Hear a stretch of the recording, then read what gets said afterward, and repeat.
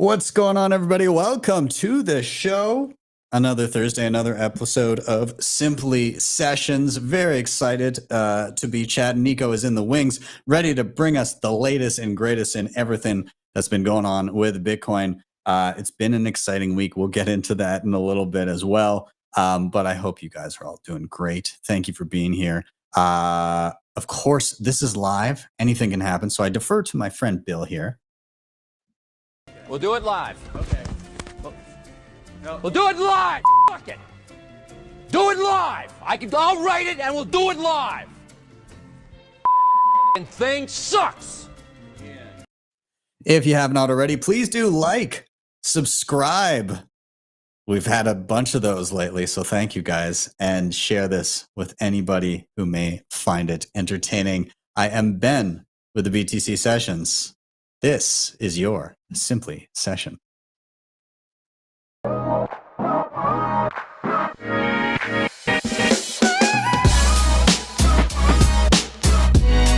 Hodl the Bitcoin.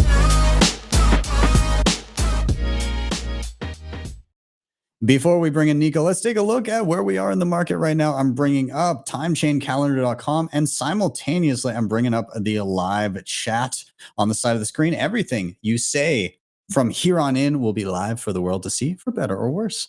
So back to timechaincalendar.com. We're sitting at $51,742 per coin. A single US dollar will grab you 1,932 sats. Damn, sub 2,000 sats per dollar once again. It's been a minute, but here we are. And in terms of fees, next, damn, low on the other side too. 13 sats per byte next block. Been a while.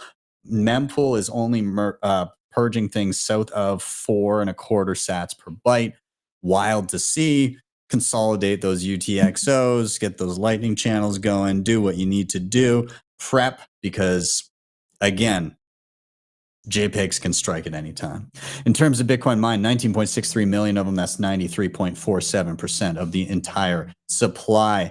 If you are going through the tutorials on the channel and maybe it's not quite cutting the mustard, you need some extra help, the years of tutorials are not quite there, and you need some hand-holding, some one-on-one, you can reach out to me at my website, btcsessions.ca, and book me for private one-on-one education sessions. Shout out to sponsors of the show, hodlhodl.com. If you're buying Bitcoin and your priorities include peer-to-peer trading, instant self-custody, no KYC, you can sign up here with nothing more than an email address. Once you're in, you choose your currency, payment method, and an amount, and you can start viewing offers immediately. They also have peer-to-peer lending with no rehypothecation. Check them out. Links are down below. Now, when you do get your hands on some Bitcoin, you're going to want some of the best hardware on the market. And hold on, guys. Why show it on a screen when I can hold it up? Oh, man. The Cold Card Q just dropped. Yes, this is my fancy new BlackBerry. I'm very excited for it. This thing looks crazy. It's got QR code scanner. It's got the full keyboard, 2 SD card slots, NFC. You can plug it in. You can do virtual disk mode, nice big screen. Very excited to play with it. So that's coming soon. I'm going to try and get to a video sometime, hopefully before I take off to Madeira, which is coming up quick here. But nonetheless, check out coinkite.com. All their goodies are there. You can get the Cold Card Q or reserve it, rather. I got one of the first pre-orders and I ordered that thing early.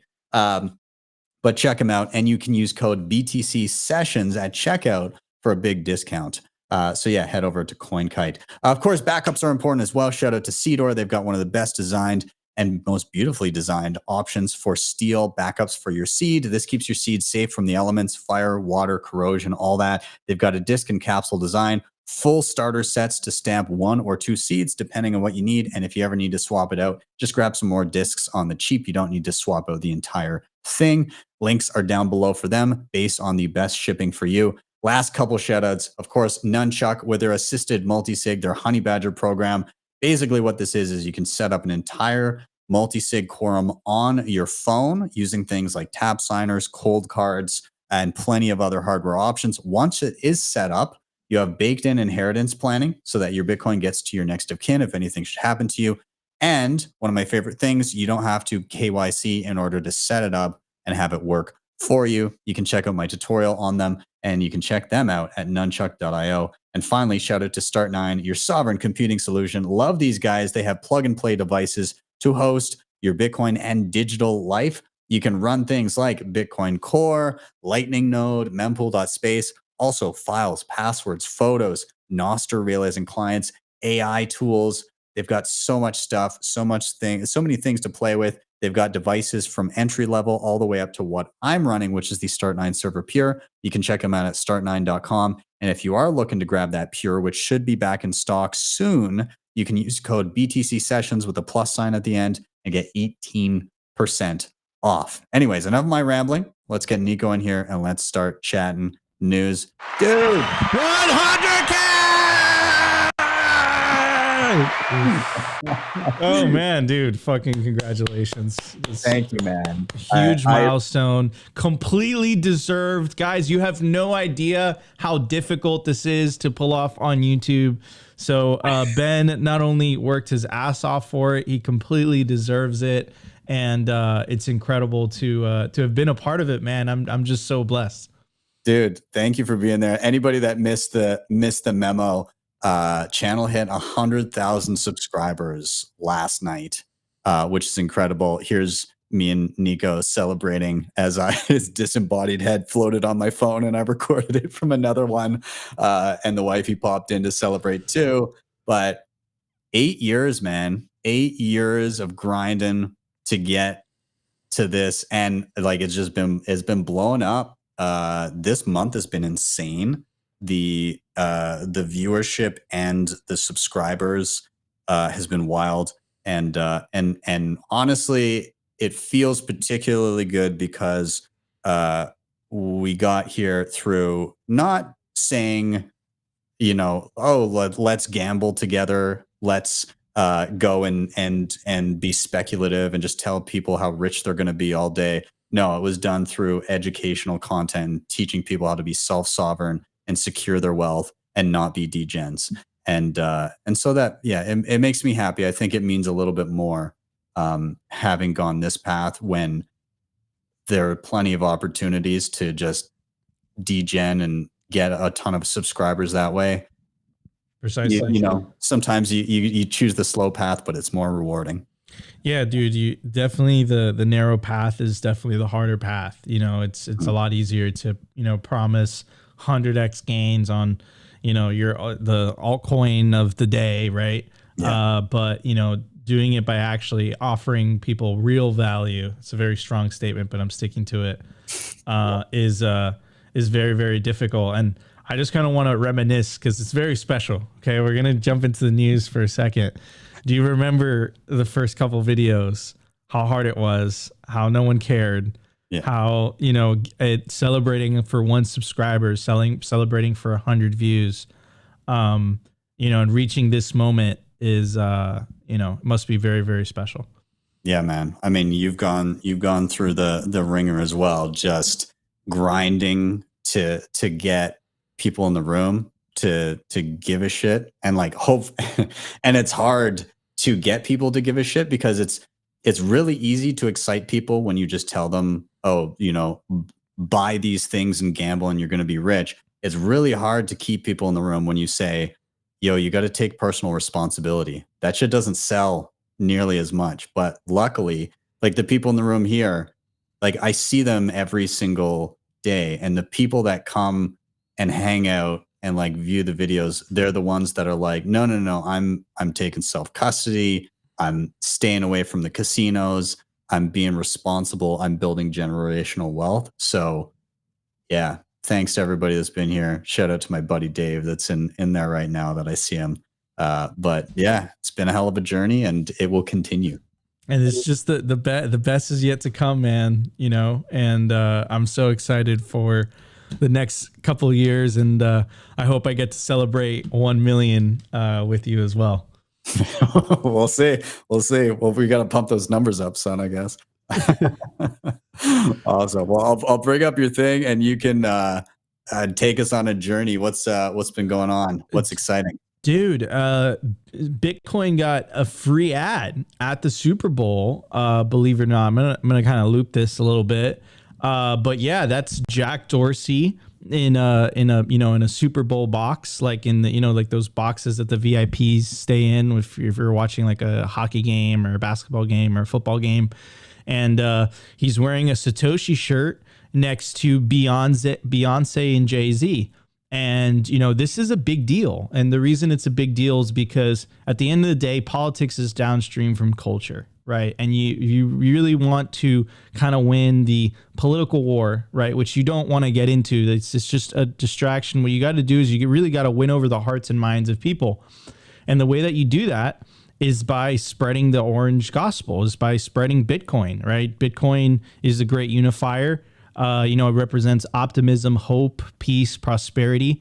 It brings people together. It doesn't divide people based on their personal ideological beliefs. In fact, it doesn't matter what you believe.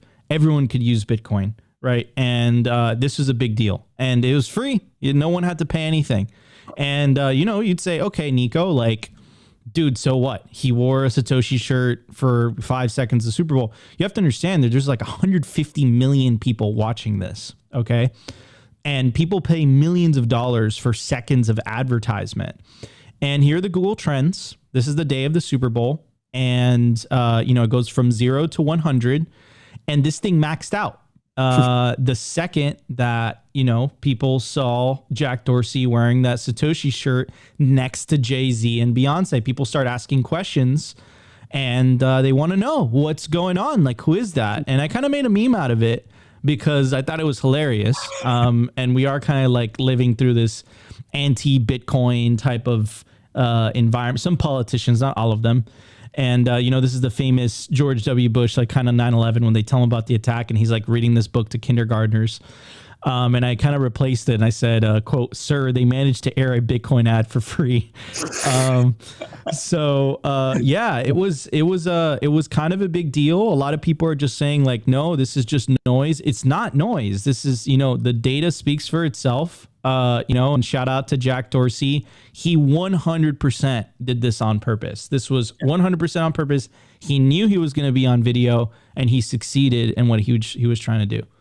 What's funny is I bet Jamie Dimon was watching the Super Bowl and was like, Satoshi, shit.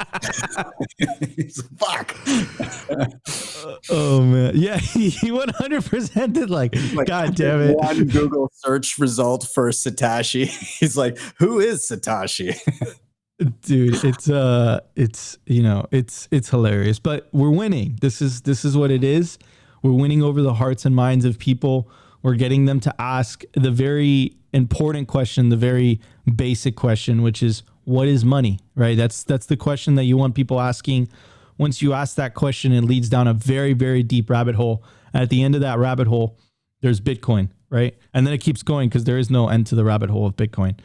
Speaking of bankers, once again, you have, and we're going to play you guys this clip, but the world is changing. People's perspective on Bitcoin is changing. Some government officials are still saying like, hey, this is bad. But more and more influential people are getting exposed to this, and more people are realizing that you're not going to make this go away. So this is the CEO of Morgan Stanley, and he had some comments on Bitcoin. Of course, this is an interview on the Legacy Media. But just to kind of give you guys a idea of where Morgan Stanley ranks in terms of Legacy Media, they're number 6 out of America's largest banks, right? They have an extremely large market cap. It's kind of a big deal when the CEO of a large bank, says these things. So let's check out the interview, or part of the interview. The approval, actually, or the lack thereof, of a Bitcoin spot ETF in the United States. When you think about what wealthy clients invest in, when you think about the future of wealth management, do you think Bitcoin is a suitable investment? I've never been, I've never really understood the value of Bitcoin as a form of stored value. Others have, and others have made a lot of money on it. I joked once, I wish I bought it at $60, and I'm glad I didn't buy it at $60,000. It's clearly speculative. I think it should play for wealthy people a very small role in their financial fabric because it's so speculative, it's so volatile, and again, it's going through enormous regulatory change and industry disruption that we've seen with some classic failures of late. So Bitcoin's not going away. It's not a fad. I just don't think it's a core investment. I think it's a speculative asset of which there are plenty of choices. The approval. I mean, like like kind of like, first of all, this was clearly recorded before the ETF got approved. Then a couple things, which was he's kind of contradicting himself by saying like, I wish I bought it at 60K. Definitely didn't wish I bought it at 60,000. And then what happens when Bitcoin reaches 1 million? You're going to wish you bought that at 60K. I bought all time high 69K and that shit hurt. I'm not going to lie. Yeah. But I know that in, 5-10 years, I'm going to be very happy that I did that.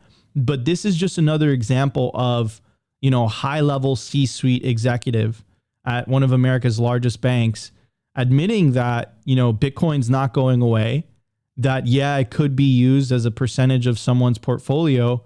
And, like this thing isn't going anywhere, right? He still calls it a speculative asset. But for how long are they going to be able to keep up that argument once these ETFs and once these 1% allocations and these giant portfolios start to perform all the other portfolio? So anyways, so yeah, I mean, it's pretty crazy. So anyways, I'm going to keep going to the next section real quick. And pretty crazy, kind of an ETF update, which is, let's go down here. Here we go. The amount of Bitcoin that the institutions continue to accumulate continues to go higher. So the amount of Bitcoin that the BlackRock ETF has is 109,000 Bitcoin. If you compare that to the Fidelity as well, it's gone up as well. Once we first started reporting this on Simply Sessions, the BlackRock ETF had something like, we were like 75,000. Mind you, like if you compare this to the MicroStrategy, the amount of Bitcoin MicroStrategy has. MicroStrategy, they started stacking in 2020. It took them like 3 or 4 years to stack 190,000 Bitcoin. BlackRock, this ETF went live about a month and a half ago, maybe a month ago. And they're up to 109,000 Bitcoin. And every single week they add 10,000 Bitcoin more, and Fidelity as well. So, I mean, and then this is going to lead me to my second point, which is there's only 900 Bitcoin that are being, dropped on the market every single day. A percentage of that Bitcoin has to be sold. The miners have to pay their electricity bills. But there's a supply shock. You guys want to know why the number's going up the way it is? There's not enough Bitcoin to go around. So, I mean, Ben, when we first started reporting this, brother, this number was at like 25,000, bro. They stacked 75,000 Bitcoin, in a matter of days, a matter of weeks, which is just absolutely crazy. This is wild. Like my brain just is conditioned based on what has happened in the past. So my brain keeps on saying, don't get too excited. It's going to be diminishing returns as a lot of people anticipate. But you see this and this is pre-halving, and we're about to cut the supply of new coins in half, and demand is only increasing, and we don't even have retail FOMO at the moment. Like 100%. This is it. Again, I'm trying to keep a level head about things, but at the same time, it's like the everything is quite different. And I know sell pressure can come from different places, but like there's a bit of a crunch going on for sure. And I gotta be honest, it's surprising to me, historically speaking, to be sitting at where we are this early before the halving. Like we were still a couple months out, and we're basically at 52. I'm like, it seems, and the other odd thing is that it's you can tell it's coming from elsewhere. I tweeted out the other day, I was like, hey, have you guys been getting the normie text messages of like, should I get into Bitcoin? Is now a good time? Because I haven't. I largely haven't. And that's usually a sign of like, oh, shit's getting frothy. Things are getting crazy. I've shockingly little buzz and inquisition from day-to-day people on my end. There's a few people that said they did, but it's mostly crickets is what I was getting from most people. So 100%. I don't know, man. It's different. We haven't been getting, it's true. We haven't been getting those messages yet. But you know, you might be taking a humble approach, Ben, but I'm not. You know, I tweeted this out the other day. I said, Wall Street is running out of coins to buy and the supply is about to get cut in half in 60 days. And the gladiator meme, are you not entertained? Yeah. You know, and just to, you know, before we get serious a little bit, you know, more serious, like analytical, you know, perspectives, I do want to play this, you know, Breedlove said it best. The most proficient technical analysis ever seen. We usually don't do technical analysis on Simply Sessions, you know, because we like to focus on the signal. But this guy is incredible. Maybe you guys recognize his voice. Check it out. So, as you can see here on the chart, for like 4 years, Bitcoin was in like the hundreds of dollar range. And it just kind of hung out there. Yeah, like maybe it bounced down, maybe it bounced up. But it was basically in the hundreds of dollar range for like 4 fucking years. Then it went to the thousands of dollar range. And it just stayed there. Yeah, it bounced above 10 briefly. But it went in the thousands of dollars range. Then it went to the tens of thousands of dollars range. And it stayed there for 3 fucking years. And now we're coming to the end of it. What the fuck do you think is going to happen next? You think it's going to go to the $0 range? No, it's going to $100,000 fucking dollars. It's fucking gone. 6-figure range, bitch. Incredible TA. What do you think, Ben?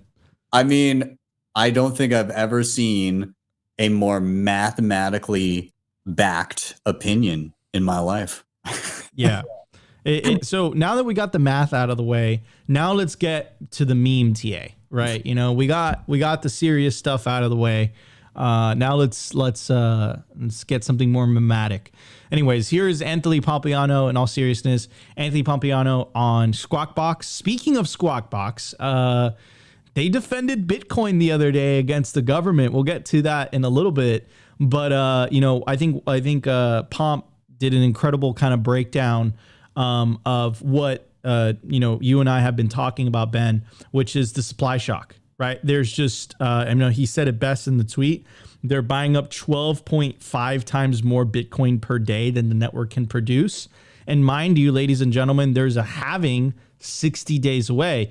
And unlike gold, because this is something very, very unique to Bitcoin and different to Bitcoin, is that gold, when the price of gold goes up, gold manufacturing goes up with it. Right. But when the price of Bitcoin goes up, doesn't matter. The manufacturing can go up, right? In fact, it gets cut in half every 4 years. So there's nothing else like it. It's very, very unique. So let's check out. It's a very long clip. Not going to play all of it, but let's check out Pomp on the legacy media. Welcome back to Squawk Box. The price of Bitcoin crossing back over the $48,000 level over the weekend, 1 month this after the launch of the spot Bitcoin ETF. This morning, trading slightly lower. Joining us right now is Anthony Pompliano, founder of Pomp Investments. Good morning to you. Morning. This has been a bit of a wild ride because we talked about sort of selling the news or selling the rumor, buying the rumor, selling the news. But now we've come back to buying. Yeah. I mean, look, the verdict's in, right? Wall Street doesn't just like Bitcoin, they love Bitcoin. If you think of these assets, there's been over 5,500 ETF launches in history. Never have we had a fund get to $3 billion in AUM in the first 30 days. BlackRock and Fidelity both just did it. So 2 for the first time in history. And then if you look at Bitwise and 21 Shares, ARK, they're both going to hit $1 billion this year or this week. And so now you have 4 funds that are going to hit $1 billion of inflows. But the most interesting part of this is the inflows. I mean, these funds are doing $500 million a day of net inflows. But there's only 900 Bitcoin that's actually coming into the daily incoming supply. And so when you look at that, that's like $40 to $45 million. There's 12.5x more demand for Bitcoin than what's being produced on a daily basis. So how much of this do you think is being generated by the ETFs themselves? Well, I mean, you just measure the actual net inflows, right? And so you can just see there is way more buying pressure. So you're saying $3 billion for BlackRock. There's $4 billion now for BlackRock, 3.5 for Fidelity. Oh. And then you've got Bitwise and 21 Shares will both hit about $1 billion this upcoming week. So I believe it right there, right? And now here's the Chad Saylor himself talking about this. You know, I think a lot of this is just indicative of the popularity of Bitcoin as an asset class. It's now the world's most popular investment asset. It's novel, it's digital, it's global, it's unique. And it's uncorrelated to traditional risk assets because it doesn't come with exposure to any given country, currency, company, quarterly result, product cycle, competitor, not to weather, not to war, not to an employee base or supply chain. And so that makes it a natural addition to the portfolio of a responsible investor. There's 10 years of pent-up demand. People have been waiting for these ETFs. And finally, mainstream investors are able to access Bitcoin. And I think that's what's driving the surge of capital in the asset class. And initially, there was a rebalancing as people were moving capital between the futures market and the miners and MicroStrategy and the ETFs. But following that rebalancing, I think the assets found its footing. And now people are beginning to realize that there's 10 times as much demand for Bitcoin coming in through these ETFs as there is supply coming from the natural sellers who are the miners. Yeah. So I know what a lot of you guys were thinking. Like, what does this mean for the price? You know, what does this mean, Nico? How is this all gonna end? Well, I have a great video for you guys. This is Preston Pish, OG Preston Pish, talking to Pierre Richard, and Pierre Richard threw a number out there. Let's check it out. Honestly, what do you think is a conservative? And that's how I like to look at it. Is like, what do you think the conservative end of this is? And whenever I think through that, I think, you know, on the really low end, if I had to be extreme on the low end, I think it's $1 trillion.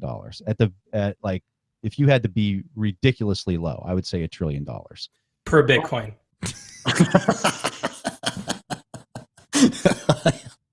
I love Pierre so much. He's so great. And he's go ahead. like he is the beautiful like meme mecca that Bitcoin deserves. Like the amount of amazing things like run the numbers that have come out of him, the amount of community notes and ratios. I mean, Pierre, if you see this, hats off to you.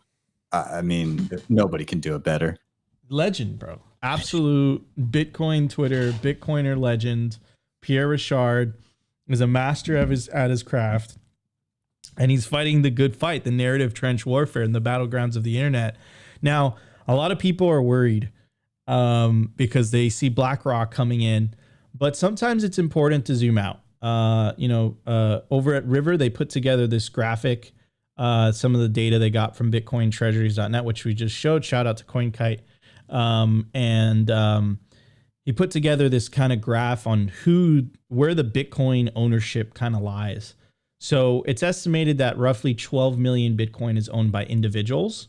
About 4 million is lost. 1 million is Satoshi. Miners have roughly 700,000 Bitcoin. The businesses only have 758,000. The funds only about 800,000. Government's about 500,000. And to be mined about 1.38 million. The point is, though, is that the vast majority of Bitcoin is held by individuals. It's not held by corporations, funds, businesses, governments. It's held by people like me and you, and sprinkle some giant fucking whales in there. So yes, it's mostly not held by me and you. It's mostly held by those giant fucking whales. But you get we get crumbs, man. Yeah, we get some crumbs. But yeah, just to kind of keep that in mind, ladies and gentlemen, when you're hearing all this stuff about BlackRock and and Fidelity and all that stuff. Anyways, I really enjoyed this. So the conversations change when BlackRock is entering the when BlackRock starts accumulating Bitcoin, and the conversations change in the sense that the legacy media usually comes at the defense of the government. They usually defend what the government is saying. Here's Gary Gensler on Squawk Box, and Squawk, he's taking the side of Bitcoiners. He's literally telling Gary that he's wrong. And I'm also kind of disappointed in Gary because Gary taught a class on Bitcoin. So I know that he knows what he's saying is bullshit. But he says it anyway. I don't blame him. It's his job. He's trying to protect his living. Okay, that makes sense. He wants to feed his family. But at the same time, dude, things are changing, man. You could have never seen this conversation a couple years ago. And of all people, to defend Bitcoin is very interesting. By regulation. Is that the problem, though? It's not necessarily Bitcoin, the underlying asset, but more the froth and the potential for fraudsters to use it that has been This is a concern? field, Becky, that's been rife with fraud and manipulation. And look at all the bankruptcies. And you've had on this set people talking about those various bankruptcies. And it's not just one entity. It's entity after entity after entity. And then investors are just lining up in the bankruptcy court.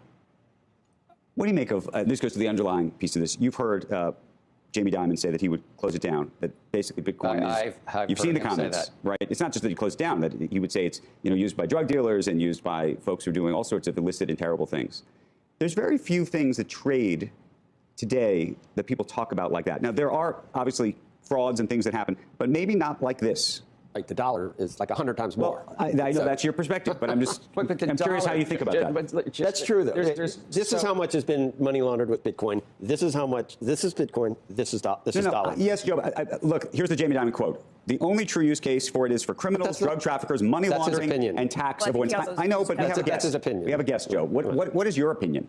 And what is your opinion that we have something trading on the exchange for the public that has this type of use case, at least as described by the president of one of the largest financial institutions in the country? It's the leading market share in ransomware, and that's publicly known. Right. It's the token of choice for ransomware. Joe, if I can say, the U.S. dollar, the euro, the yen, you have the whole society using it as a medium of exchange. We buy our cups of coffee, as I see here. Right. We get paid in dollars or yen or euro, and you have a whole central bank and support for one currency generally per economic region. That we don't have here. So there's a very real economic difference. Which is part of the attraction, since it's decentralized, and you can't have a profligate central bank. It's not that decentralized, Joe. Well, I know you're saying because of the ETFs, but really it is. No, it's not that decentralized, because look how finance tends towards centralization since antiquity. Right. So what do we have? We have a handful of 3 to 6 core so-called crypto I understand, exchanges. but the asset itself, the way that that's the how the distributed accounting ledger, right? That's how the ledger. And now, how many times do you have people on this show that say, "I want to invest in something because how the books and records are kept"? I mean, Joe, really? It's just an accounting ledger, a clever. It's a ledger that everyone has, and can't be double counted. It's almost immutable. That's why people think it has inherent value. So you trust it more than an Oracle database, or you trust it more I trust it more than a lot of the Bitcoin bulls say they trust it a lot more than the central bank that enables the fiscal authorities to spend money to the tune of $33 trillion. That's everybody's investment choice, but. He was going hard. He was going good for Joe. Joe fucking killed it there.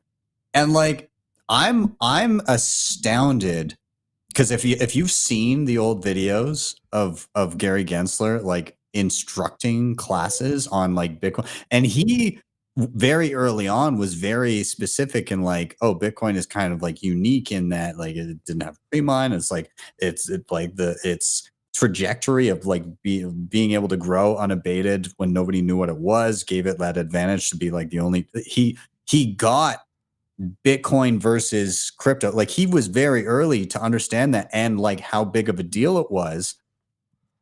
People don't unlearn things.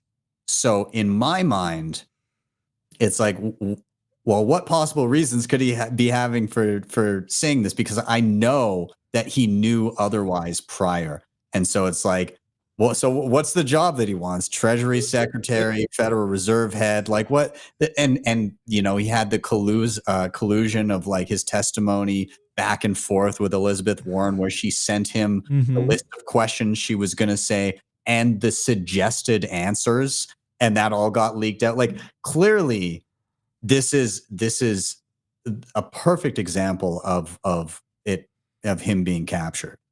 Yeah, 100%. And like he didn't even have a good argument, Ben. No. Like he didn't have a good argument. Like Joe is dropping fire, right? Like what do you mean? Like, you know, the central bank. He's like, people trust the dollar, and it's, you know, a country has to have, like, who says that? Like who came up with that? Decentralized. There's exchanges. What are you talking about? Like, gold isn't decentralized. Some people put it in vaults. What the fuck are you talking about, man? You taught about, like, we know that you're full of shit right now. Dude, it is mind-boggling, but at the same time, this is what happens when BlackRock gets in the game. This is what happens when Bitcoin's incentives get in the game. And then this led me to create this meme, which is, what do you mean we don't control the media anymore? Oh man, because he definitely, I mean, they've lost the narrative for sure. 100%. Speaking of narratives, so you know, we talk a lot about breaking the Bitcoin echo chamber as one of the themes that we talk about on Simply Sessions. And, you know, we talk about the importance of non-Bitcoiners, making, talking about Bitcoin in a positive light. And the reason that's so important is because, unlike Ben and I, we make Bitcoin content within the Bitcoin echo chamber. So we make Bitcoin content, the vast majority of our viewers, except when the number goes up and the new cycle hits, we make content for other Bitcoiners. But when there's a mainstream broadcaster and he talks about Bitcoin or she talks about Bitcoin, they're talking to an audience that doesn't necessarily listen to Bitcoin content. They're talking to an audience that is untapped. Mm-hmm. So Tim Pool is massive. He has multiple channels with millions of subscribers. And he said some things. And you guys have to understand that for us to win this, and we will win this because Bitcoin has the best incentives, as clearly shown in that, Squawk Box interview with Gary Gensler, we have to take over the culture. Politics is downstream from culture. So we don't want to deal with politics. We take over the culture. How do you take over the culture? We have to change people, right? You don't want to change people with coercion. You want to change people peacefully with incentives, right? And the way that you do that is by showing them that, hey, it's not the left, it's not the right, it's not the Democrat, it's not the Republican that are causing your problems in your life. It's the broken money, right? So when Tim, talks about this stuff, it's kind of a big deal. Now, we covered this last year on Simply Sessions when he first started talking about it, but there's a bit of an update. But just to kind of give you guys a quick refresher of what he said last year, and mind you, when Tim does these live streams and these videos, they get like 200,000, 500,000 views. Okay, so they're absolutely massive. It's a big deal. So let's check out what he had to say. Struck a deal to sell the bulk of its operations to JP Morgan, Chase & Co., heading off a chaotic collapse that threatened to reignite the recent banking crisis. Yeah, dude, you stuffed a wad of toilet paper in the hole. I don't think you're stopping the waters. JP Morgan said it will assume all of First Republic's $92 billion in deposits, insured and uninsured. It is also buying most of the bank's assets, including about $173 billion in loans and $30 billion in securities. JP Morgan's going to blow up. What? How can you assume bad loans from a bad bank? They're trying to slow this thing down.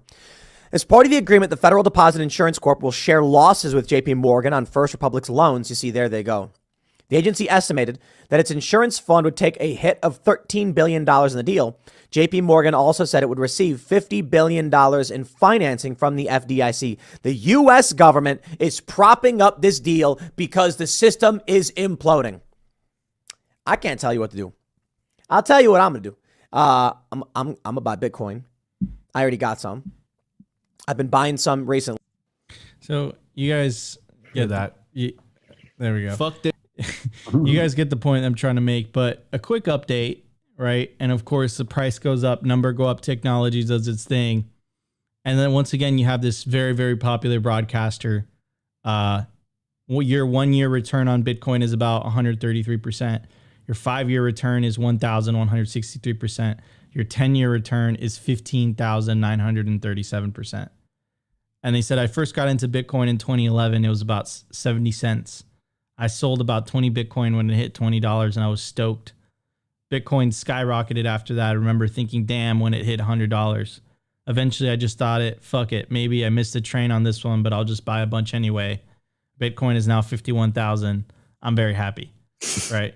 A lot of people, this is how we all kind of fell into this. Okay, let's be honest here, right? A lot of people are going through this, but when you have people like this, and by the way, I might have heard something from our friends over at Bitcoin Mag that, Timmy might be doing something.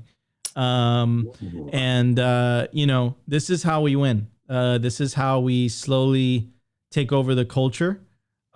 This is how we win over the hearts and minds. We really have to get outside of the Bitcoin echo chamber. So when these types of individuals tweet these types of things, when they say those types of things, like RFK Jr., like Tulsi Gabbard, like Jordan Peterson, like Vivek Ramaswamy, it makes a very, very, very, it's like a 10 times multiplier than if a Bitcoin content creator would say it.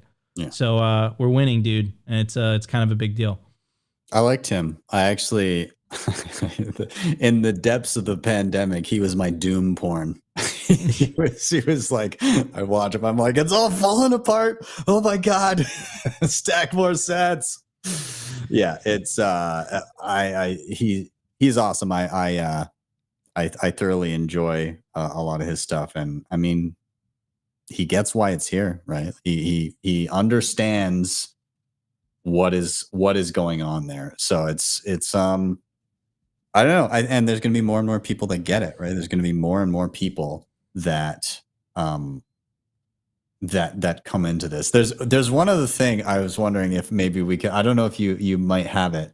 I do have it. I just don't know if we had enough time. Yeah. You want to do it? Or Can we just show? Because I want to show like this. This is another reason why people like Tim Pool are waking up and being like, okay, I need Bitcoin. Like, I don't know. I can find it as well if you want. So are we talking about the same thing? So I'm talking about the Elizabeth Warren thing. No, I'm talking about the, did you see the New Zealand central banker? Yes. Okay. All right. Okay. I do have that. Give me 1 second. In the meantime, while I pull it up, Yellow has some words for the audience. Don't stop believing. Hodl to that feeling. Thank you, Yellow. We really appreciate your wisdom and your kind words. And here it is. And yes, the central bankers are saying quiet part out loud is getting absolutely ridiculous. This is coming out of the Central Bank of New Zealand. I can't believe we are here in the movie. Let's check it out. Here we go. The fiscal challenges, etc., that are there. So very focused on being cost effective. We actually fund ourselves and then work out what dividend is needed to pay. So we kind of it's a great business to be in, central banking. You print money and people believe it, and touch wood. And so it's a slightly different beast. Like if you need a bigger reason to go and buy Bitcoin, hearing a group of central bankers literally have a good old chuckle over the fact that you can't afford groceries because they get to print money and keep it and give it to their buddies. There you go. There you fucking go. That needs to be blasted on every channel, on every social media platform, on every, even mainstream media. Like that should be fucking everywhere. That should be everywhere. It's okay. He gets to say that because he says touch wood after. He's like, we print money, touch wood. It's okay, guys. Does he not know the internet is a thing? Yeah. Yellow with the great quote from The Big Short. I don't get it. Why are they confessing? They're not confessing. They're bragging. Absolutely. Malaka. Oh man. All right, ladies and gentlemen, this was your Simply Sessions. I'm Nico. Guys, subscribe to Simply Bitcoin. Ben, I will see you next week for another episode of Simply Sessions. Peace out, everybody. Dude, later. All right, everybody, go over to Simply Bitcoin, give them a sub. They are killing it with the news all the time. They have so much content. If you need it pumped directly into your veins, that's where you hook up the IV. So please do head over to Simply and just smash that sub button. But a couple quick things I wanted to touch on before we head out here. Just a couple little updates on some fun things, and let me get my screen going here really quick. So in regards to there are a bunch of people that are giving the Bitwise ETF some shit because they had a legacy address starting with like a 1, which again a very old address type. Which denotes, again, like they just haven't like updated their wallets. Anyways, they've now upgraded to a native SegWit address because of all of the shit. Yeah, anyways, I'm not even going to go into like the specifics here. But hey, I guess they're using a post 2017 wallet. Jesus, guys, come on. Moving on, some cool updates. Umbrel introduces the new Umbrel Home and teases Umbrel OS version 1.0. Looks pretty fancy. Looks, one thing that Umbrel has done very well at is making things look very pretty, and I definitely can't argue with that. So kudos, you guys, on that. This is cool. V2 opens, aka dual funding, is officially merged into Lightning Network specifications. So basically, the long and the short of it is now people will be able to open Lightning channels at the same time from either end, adding funds. So it's no longer like if you have a Lightning node, you open a channel with somebody and you allocate the funds and then you can spend or like bump money to the other side of the channel and kind of split it. No, you both can contribute funds to the same channel simultaneously. Really cool. So that has now been merged. Stacker News. If you're unfamiliar with Stacker News, basically think Reddit supercharged with Lightning. So you can basically like zap posts and everything. It's super cool. I usually post tutorials and stuff on there. But anyways, they added Nostr Wallet Connect and LN bits for sending and LND for auto withdrawal, meaning that normally they just had a custodial wallet that basically sat in the browser with Nostr Wallet Connect with an account that you would have with them. But now you can use Nostr Wallet Connect to connect your own Lightning wallet to it, which is awesome. And then you can also do auto withdraw to your own LND node, which is also really, really cool. So kudos to Stacker News for that. nsec.app. So this is a web-based Nostr signer. Basically, if you use Nostr, you are familiar with the idea that you can have lots of different apps to utilize Nostr, and you have a private key that is basically your login. However, it's not the most secure thing to just be copying and pasting that data freely, willy-nilly on like a mobile device. If the device is compromised, then somebody could get that key information and then just use your account anywhere they like. So this app basically can segregate your Nostr key and allow you to sign into Nostr wallet apps or Nostr apps with your secret key without exposing it easily. And then you no longer have to like copy and paste and manually log into various apps. You can just say, hey, here's my NSEC app, and it'll log in for you. And it kind of segregates it and encrypts it, which is cool and needed, to be honest.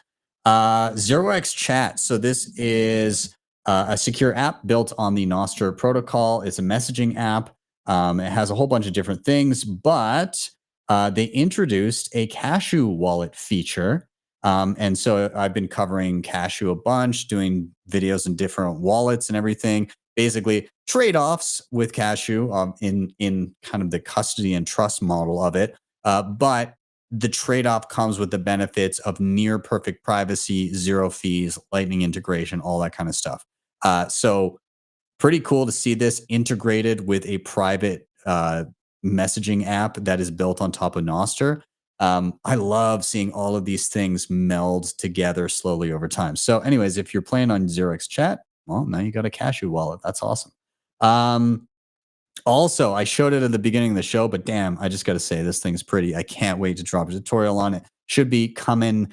I hope to have it out early next week, and I take off to Madeira on a week from today. So I'm going to try and knock out at least like a beginner, like the most basic way to use the cold card queue. And then I'll probably do a series of videos on like, this is how to use it, air gapped. This is how to use. So I'll kind of go through and kind of a different method than my my Lord of the Rings length cold card tutorial I previously did. So either way, very excited to touch on this.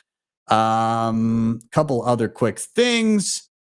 If this loads for me, there we go. Yeah. So funny enough, my my cold card queue arrived yesterday. I also dropped a regular cold card Mark IV tutorial yesterday. And this is how to use your cold card plugged into your phone using something called virtual disk mode.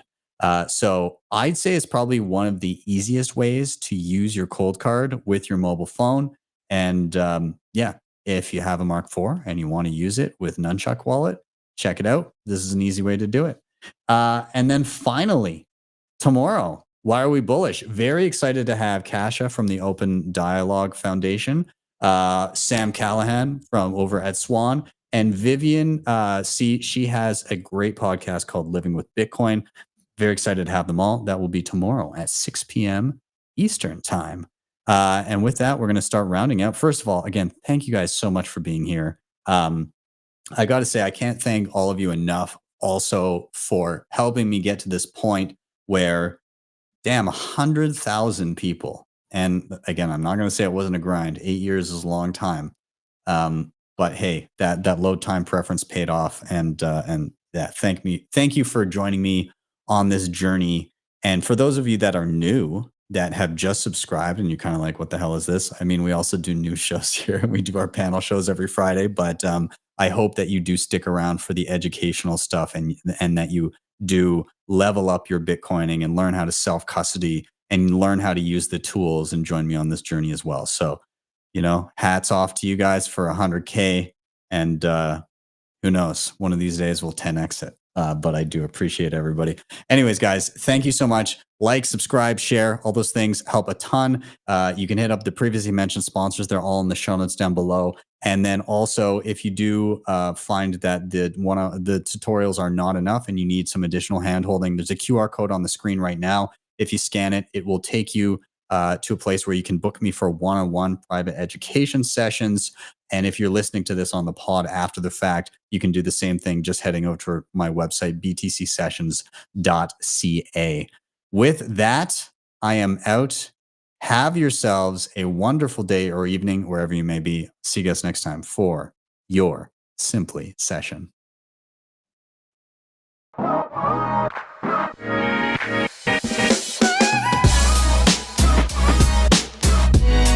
Hodl the Bitcoin.